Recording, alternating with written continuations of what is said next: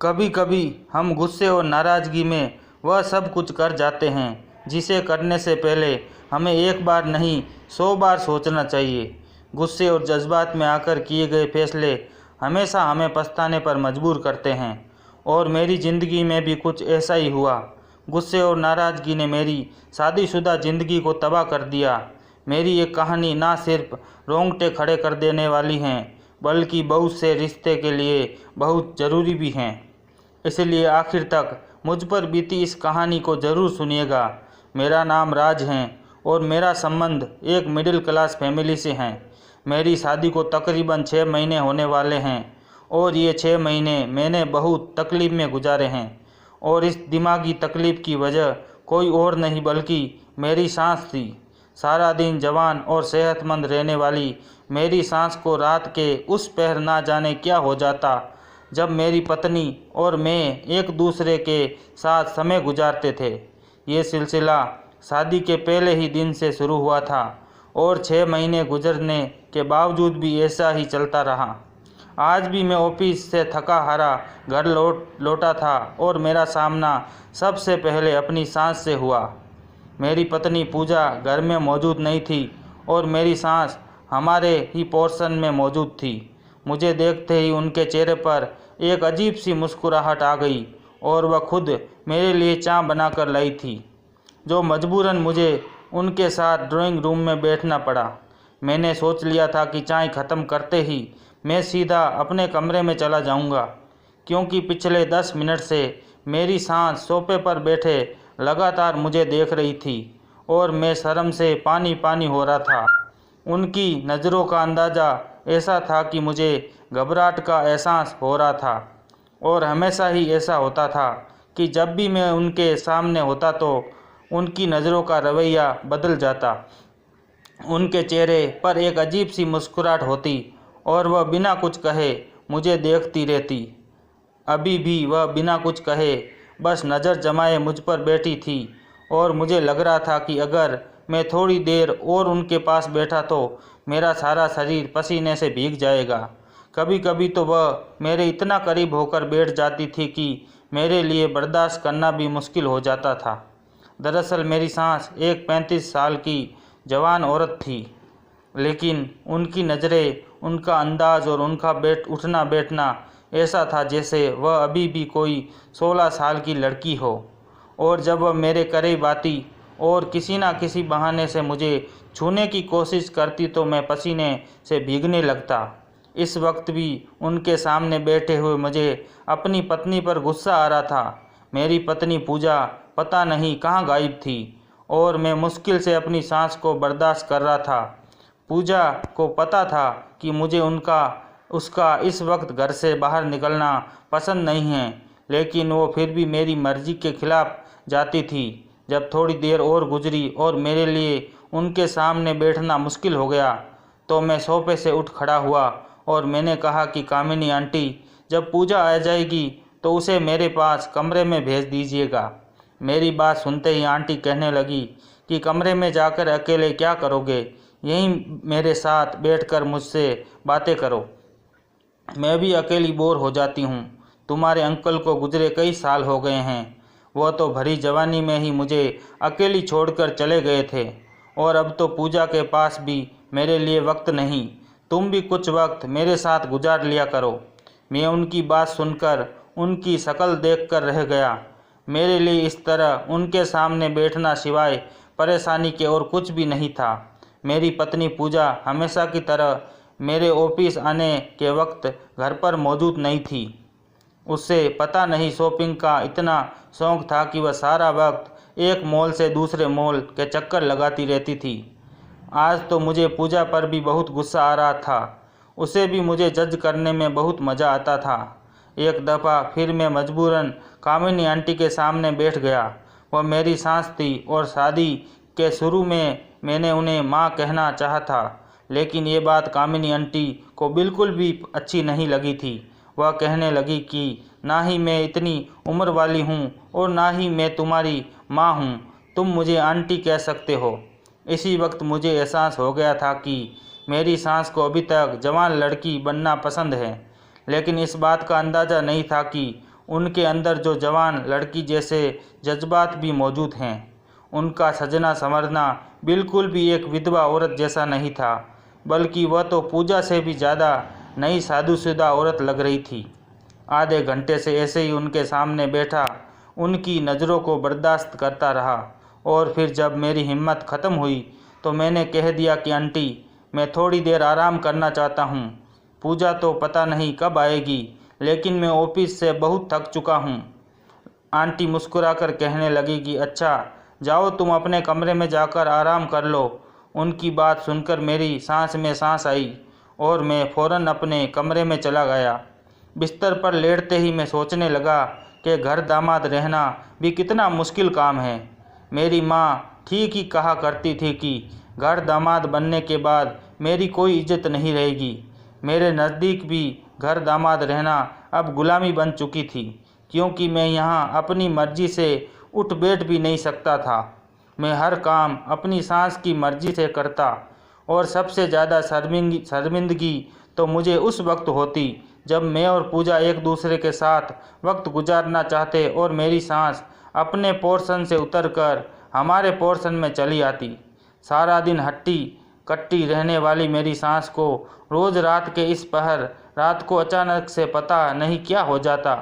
वह पैरों के दर्द से तड़पती हुई नीचे आती और आते ही ज़ोर ज़ोर से हमारे कमरे का दरवाज़ा बजाने लगती, और जब तक पूजा कमरे से निकलकर उसके पास ना चली जाती उन्हें सुकून नहीं आता, और फिर वह खुद भी हमारे कमरे में आकर बैठ जाती और उनका वापसी का कोई इरादा ना होता। पूजा कभी उनके पांव दबाती तो कभी उनकी मालिश करती। मैं थक हार कर ऐसे ही इंतज़ार में सो जाता था।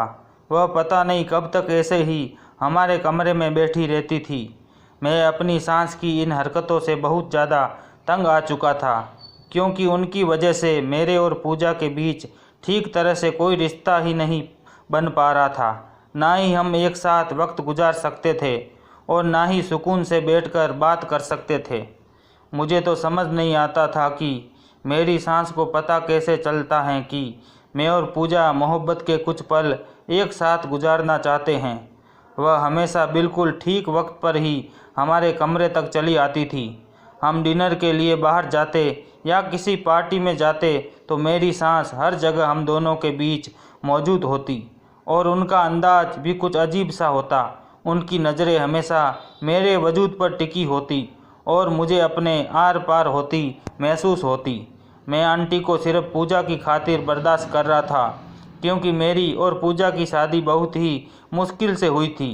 लेकिन मुझे क्या पता था कि शादी के बाद मुझे पूजा के साथ साथ उनकी माँ की नज़रों का भी सामना करना पड़ेगा। और ऐसे ही एक रात जब मेरी सास ने हमारे कमरे का दरवाज़ा बजाया तो मैंने गुस्से में दरवाज़ा खोला और अपनी की पत्नी को छोड़कर अपनी सास का हाथ पकड़ा और ड्राइंग रूम में बंद हो गया। पूजा परेशानी में ज़ोर ज़ोर से ड्राइंग रूम का दरवाज़ा बजाने लगी, लेकिन आज मैं रुकने वाला नहीं था। मैं छोटे बड़े की तमीज़ भूल चुका था और ना ही मुझे संस्कार याद आ रहे थे। मेरी सास को बहुत ज़्यादा जवान रहने का शौक़ था। उनके अंदर के जज्बात ने ही आज मुझे मजबूर कर दिया था कि मैं वह सब कर गुजरूं, और एक शरीफ मर्द सोच भी नहीं सकता आने वाले 2 घंटों तक मैं ड्राइंग रूम में अपनी सास के साथ अकेला बंद रहा था। और पूजा बाहर से आवाज़ लगा रही थी कि लेकिन मुझे तो गुस्सा आ रहा था। वह इतनी आसानी से उतरने वाला नहीं था। पूरे 2 घंटे बाद जब मैंने कमरे का दरवाज़ा खोला तो मेरा गुस्सा पूरी तरह ठंडा हो चुका था और मेरी सास चुपचाप सोफे पर बैठी हुई थी। पूजा उस कमरे में गई और उसने मेरा गिरेबान पकड़ लिया। इससे पहले कि वह मेरे साथ कोई और बदतमीजी करती, मैंने उससे ये सब कह दिया जो शायद मुझे नहीं कहना चाहिए था। ये जानकर आपके भी रोंगटे खड़े हो जाएंगे कि मेरी सास और मेरे बीच क्या हुआ था। मैं और पूजा एक साथ कॉलेज में पढ़ते थे और तब से हमारी मोहब्बत शुरू हुई थी। मैं एक मिडिल क्लास फैमिली से संबंध रखता था, जबकि पूजा का संबंध एक खाते पीते अमीर घराने का था। पूजा बहुत ही संस्कारी और दिल वाली लड़की थी। मुझे कॉलेज में किसी भी चीज़ की ज़रूरत होती या किसी भी सिलसिले में मदद चाहिए होती तो पूजा फौरन मदद के लिए चली आती। आहिस्ता आहिस्ता हम दोनों के बीच दोस्ती बढ़ती ही चली गई और मैं पूजा की मोहब्बत में गिरफ्तार हो गया। लेकिन चाह कर भी मैं ये बात पूजा से ना कह सका, क्योंकि हमारे बीच हैसियत का फ़र्क था और हम मिडिल क्लास लोगों के लिए किसी बड़े घर की लड़की से मोहब्बत करना सिवाय बदनामी और पछतावे के कुछ नहीं होता। यही सोचकर पूरा 1 साल गुजरने के बाद भी मैंने पूजा को कभी अपनी मोहब्बत के बारे में नहीं बताया। और जब हमारी दोस्ती को 1 साल गुजर गया तो एक दिन पूजा मुझे देखकर कहने लगी कि मैं तुमसे इस कदर मोहब्बत करती हूँ कि बता भी नहीं सकती। आज तक मैं इसी बात के इंतज़ार में रही कि तुम मुझसे मोहब्बत का इजहार करोगे, लेकिन लगता है कि तुम्हारे दिल में मेरे लिए कोई जज्बात नहीं है। उसकी आंखों में नमी बह रही थी और मैं हैरानी से इसकी बातों पर गौर कर रहा था। मुझे इस बात का अंदाज़ा ही नहीं हो सका था कि जो जज्बात मेरे दिल में आग लगा रहे थे वही जज्बात उसके अंदर भी मौजूद थे।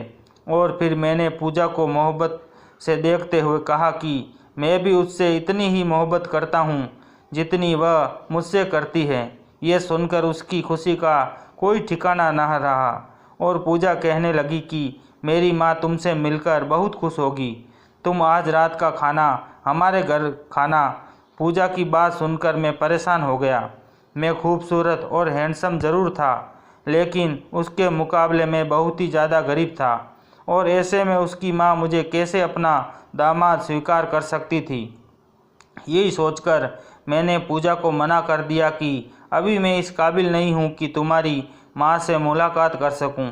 पूजा ने मुस्कुराकर बताया कि उसकी माँ दूसरी माँओं जैसी नहीं है, बल्कि वह तो बहुत ही जवान और मोहब्बत करने वाली औरत हैं और वह मुझसे मिलकर बहुत खुश होगी। पूजा की बात ने मुझे बहुत हिम्मत दी थी और उस रात मैं पूजा के घर खाने पर पहुंच गया था। लेकिन अपनी सांस से ये पहली ही मुलाकात मेरे लिए यादगार बन गई थी। पूजा की माँ कामिनी आंटी ने बहुत ही खुशी खुशी से मेरा वेलकम किया था। मैं उनको देखकर हैरान रह गया था, क्योंकि वह किसी भी तरह से पूजा की माँ नहीं लगती थी। वह सच में बहुत ज़्यादा जवान और खूबसूरत थी और उसकी बातचीत का ढंग भी बिल्कुल जवान लड़कियों जैसा ही था। उन्होंने गुलाबी रंग का एक चमकता हुआ जोड़ा पहन रखा था और कंधों तक लहराते बाल उन्हें और भी खूबसूरत बना रहे थे। उन्होंने पूजा को खाने की तैयारियों के लिए बावर्ची खाने में भिजवा दिया था और खुद मेरे सामने बैठकर बहुत ध्यान से मेरा सर से पांव तक जायज़ा लेने लगी थी। वह मेरी उनसे पहली मुलाकात थी, इसलिए मैं बहुत ज़्यादा कंफ्यूज हो रहा था।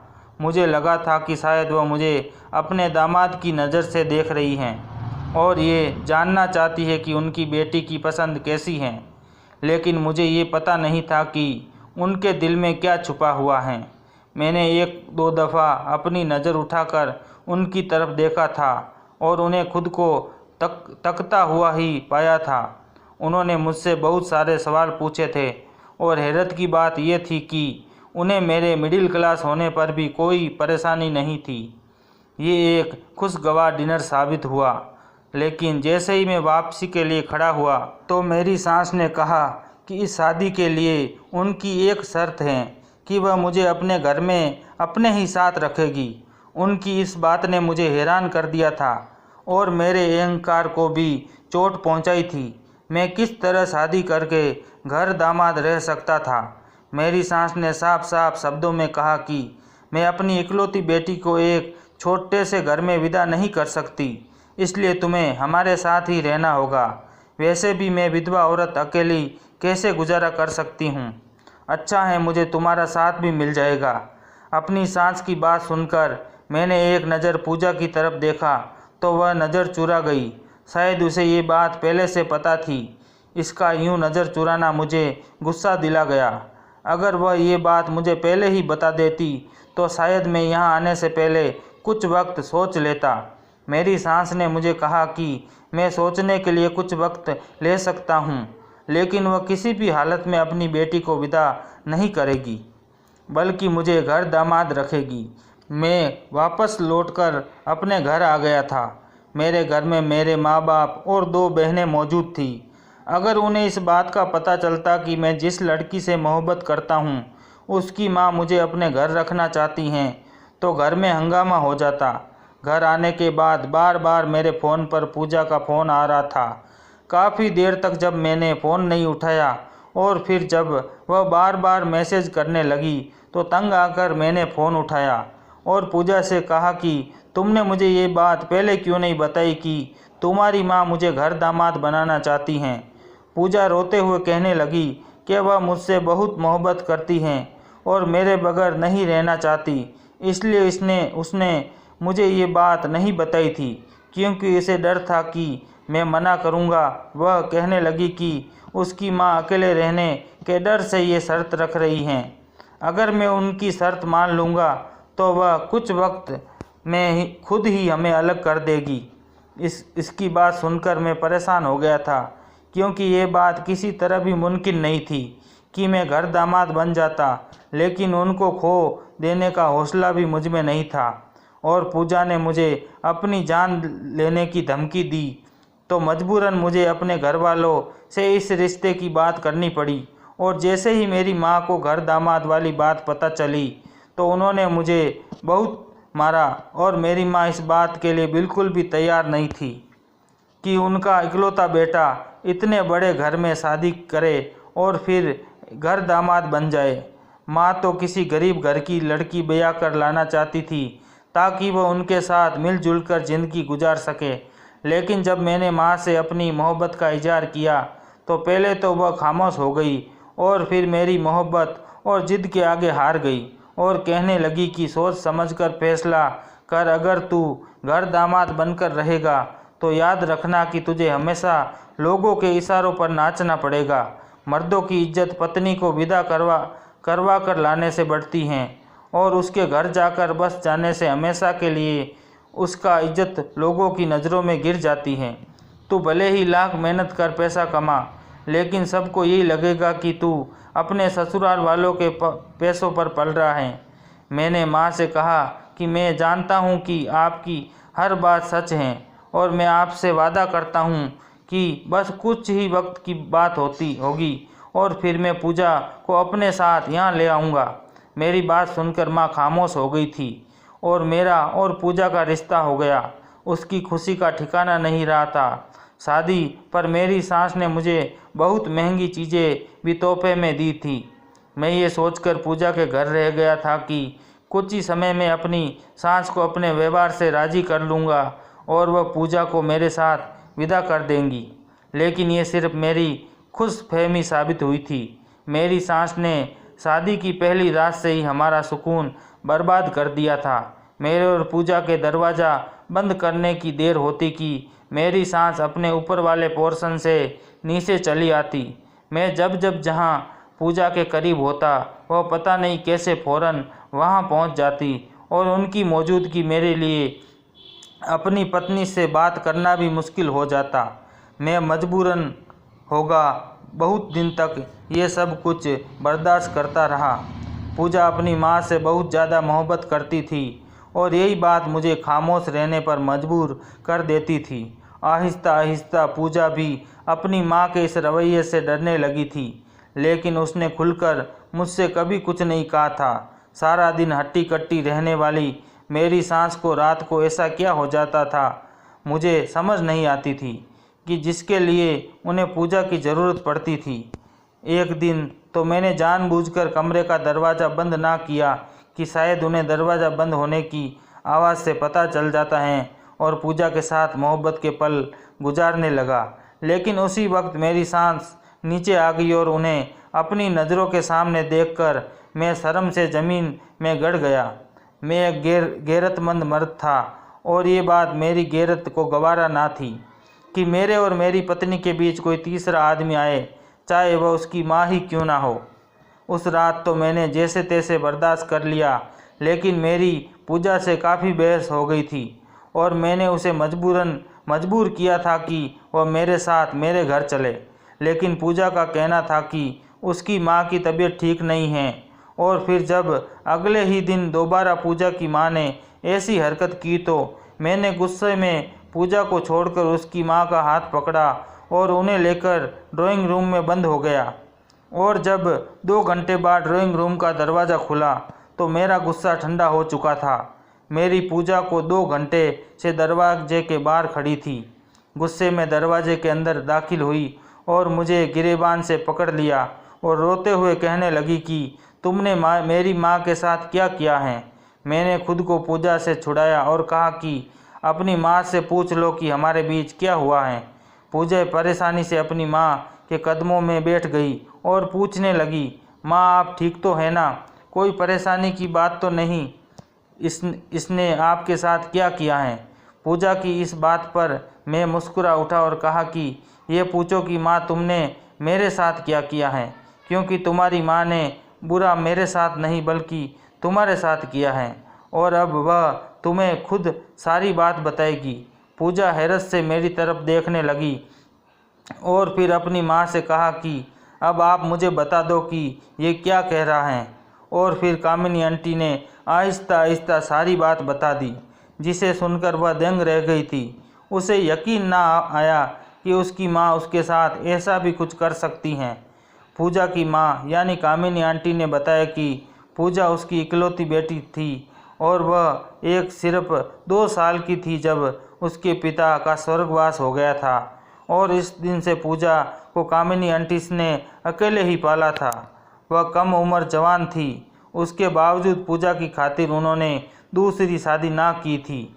वक्त और हालात ने पूजा के इस कदर करीब कर दिया था कि वह उसे एक पल के लिए भी खुद से दूर नहीं करना चाहती थी। बहुत ही मुश्किल से उन्होंने पूजा को पढ़ाई हासिल करने की अनुमति दी और जब पूजा ने उन्हें बताया कि वह मुझसे शादी करके ज़िंदगी में आगे बढ़ना चाहती हैं तो ये बात उनसे बर्दाश्त ना हो सकी।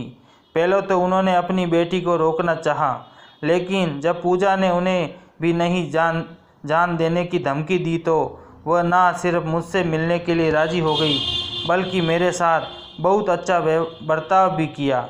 और फिर घर दामाद वाली शर्त रखी, क्योंकि वह पूजा को अकेली नहीं छोड़ सकती थी।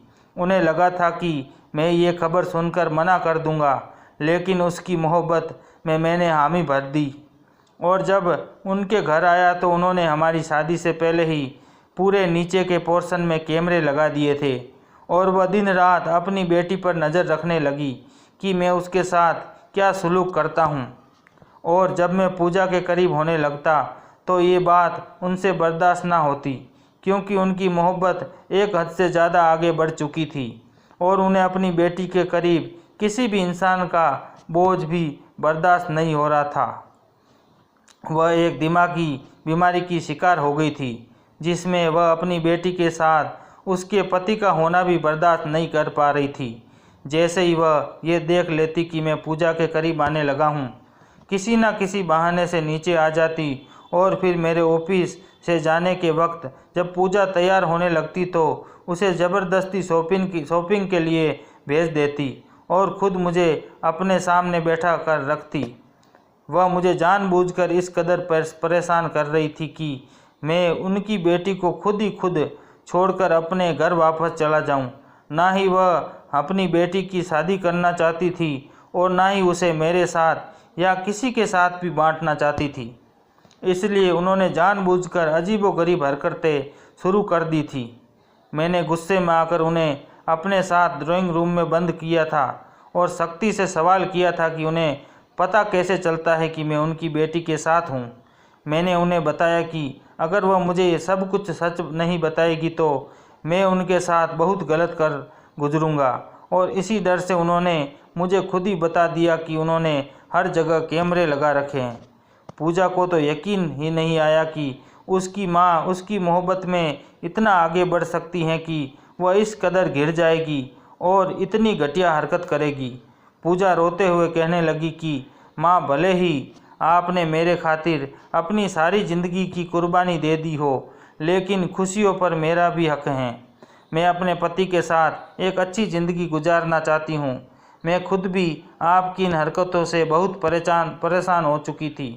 आपको किसी अच्छे डॉक्टर के इलाज की ज़रूरत है और मुझे अपने ससुराल जाकर रहना चाहिए। पूजा की माँ ने बहुत रोते हुए उसे रोकने की कोशिश की, लेकिन पूजा अब और यहाँ नहीं रहना चाहती थी। मैंने उसकी माँ का इलाज शुरू करवा दिया था और पूजा को लेकर अपने घर चला आया था।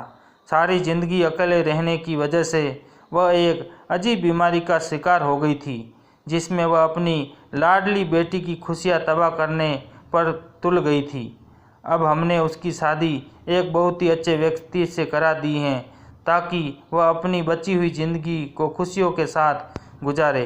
तो दोस्तों, कैसी लगी आपको ये कहानी अच्छी लगी तो चैनल को सब्सक्राइब करें और वीडियो को लाइक करें। मिलते हैं अगले वीडियो में, तब तक के लिए धन्यवाद।